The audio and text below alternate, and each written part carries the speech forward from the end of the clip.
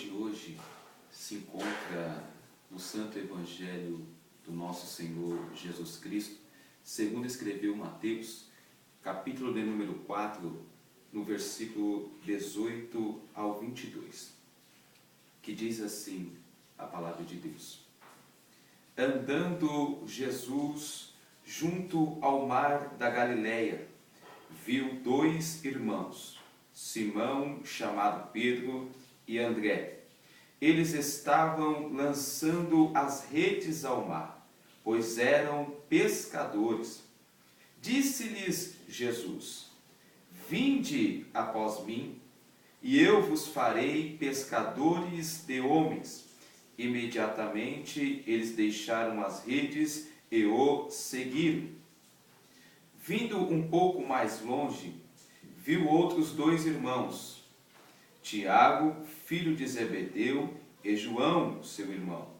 Estavam num barco em companhia de Zebedeu, consertando as redes, quando Jesus os chamou. E eles, deixando imediatamente o barco e seu pai, o seguiram. Muito bem. Neste texto, nós encontramos o chamado de 4 pescadores. É interessante que Jesus, ele não foi a qualquer escola de rabinos, ele não foi em um centro de aprendizado para chamar os seus auxiliadores, seus companheiros de ministério. E aqui também eu observo e aprendo que Jesus nos deixa um grande ensinamento, que mesmo ele sendo o Filho de Deus, ele precisou de auxiliadores, de companheiros, para acompanhá-lo, auxiliá-lo durante o seu ministério e para continuar o seu ministério, a obra que ele havia iniciado. Pois aqui neste texto nós vamos observar que Jesus está iniciando o seu ministério e ele deixa um grande ensinamento para nós que ninguém faz nada sozinho. Ninguém consegue produzir, ninguém consegue trabalhar sozinho. Para isso precisamos de companheiros.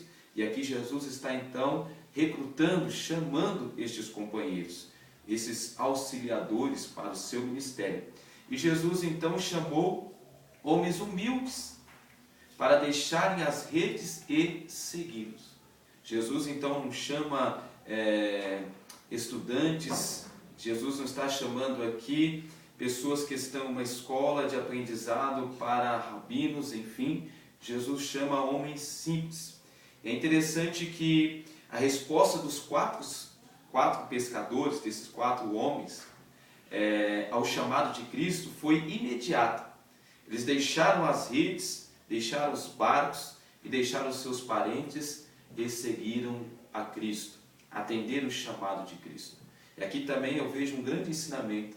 O que é que eu preciso, o que você precisa deixar para atender o chamado de Cristo? Cristo tem um grande chamado em nossas vidas. Cristo tem um grande chamado na sua vida que está assistindo este vídeo neste momento. Ele tem um grande chamado na sua vida. O que você precisa deixar para atender o chamado de Cristo? Por exemplo, o jovem rico, ele tinha um grande chamado, mas ele não quis deixar a sua riqueza, a sua avareza, ele não quis deixar as suas posses para seguir a Cristo. Cada um de nós temos que recusar, temos que abrir mão, temos que renunciar a alguma coisa para podermos seguir a Cristo. E esses homens então deixaram os barcos, deixaram os parentes, deixaram as redes, renunciou tudo isso para poder atender o chamado do Senhor Jesus Cristo. E a partir daquele momento eles iriam lançar as redes do Evangelho. A partir daquele momento Jesus disse que faria deles pescadores de homens. E a partir daquele momento então eles iriam lançar a rede do Evangelho. Uma observação, uma grande observação nesse texto, interessante, uma curiosidade, que na pescaria natural os peixes são pegos vivos, os peixes são pescados vivos, mas rapidamente eles morrem, tirados do seu habitat natural. Então, quando o peixe é tirado do seu habitat natural, eles morrem. Então, quando ele cai na rede de pesca do pescador, eles vão a óbito, eles morrem, porque saíram do seu habitat natural. E Cristo nos resgatou mortos. Quando Cristo me resgatou, eu estava morto em transgressões e em pecados. Então, quando Cristo resgata o homem, ele resgata o homem morto em transgressões e pecados.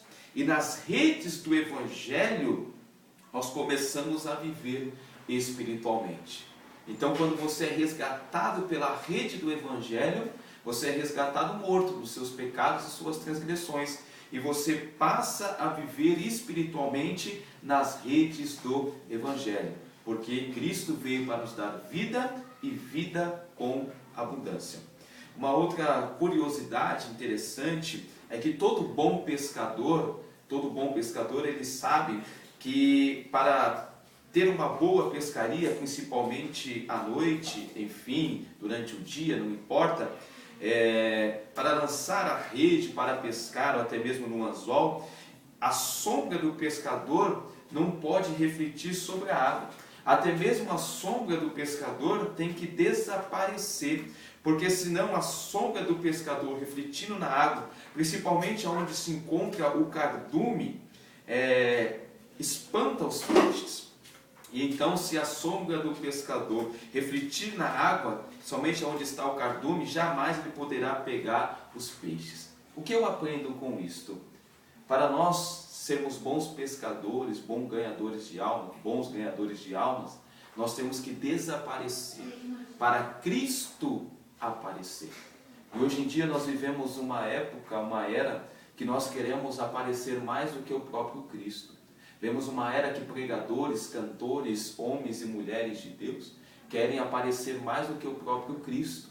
E por isso que não temos uma grande pescaria de almas, uma grande colheita de almas hoje em dia. Veja que Pedro, no primeiro sermão dele, lá em Atos dos Apóstolos, depois do Pentecostes, ganhou quase 3.000 almas no primeiro sermão, no único sermão, porque Pedro desapareceu e ele apresentou a Cristo, a Jesus Cristo, como Senhor para aquele povo.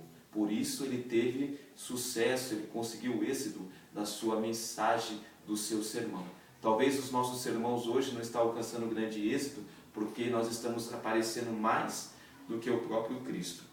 Então, para ter uma grande pescaria, é preciso nós desaparecermos, para que Cristo apareça.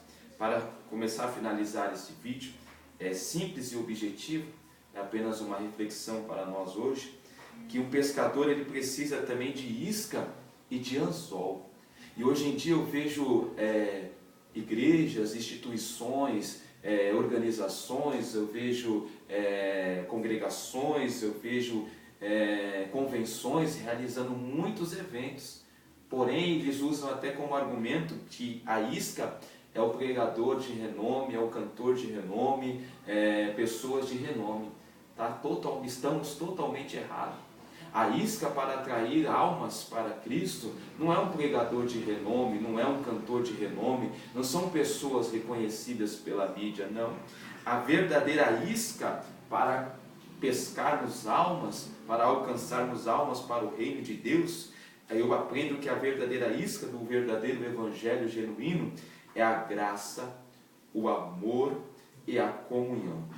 Então, a graça, o amor e a comunhão e são as verdadeiras iscas do evangelho verdadeiro e genuíno.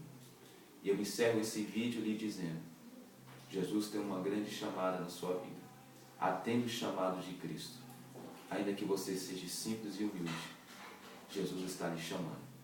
E se você gostou desse vídeo, ajude-me a compartilhar. E que Deus os abençoe.